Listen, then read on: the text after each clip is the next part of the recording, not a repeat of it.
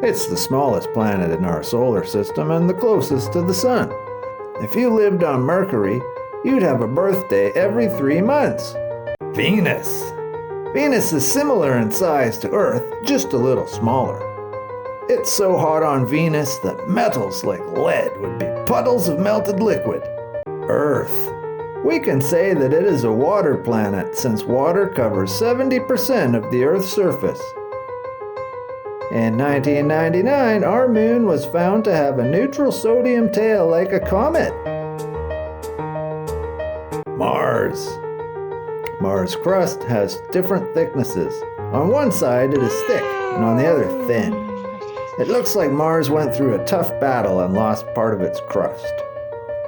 Asteroid belt. Asteroids are sometimes called minor planets that are made of rock, metal, and dust.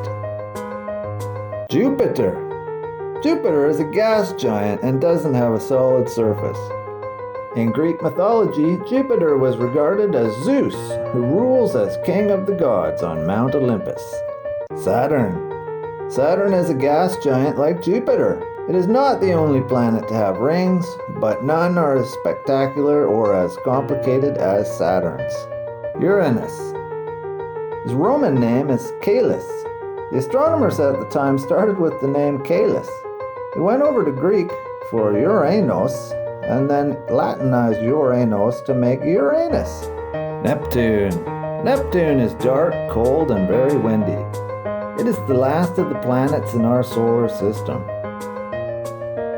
Beyond Neptune, a newer class of smaller worlds called dwarf planets reign, including longtime favorite Pluto.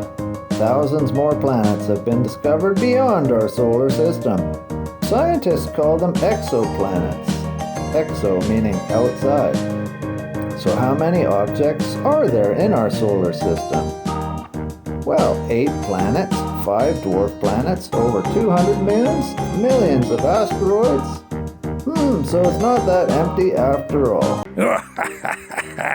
No planets or stars were harmed in making of this film. I don't think so.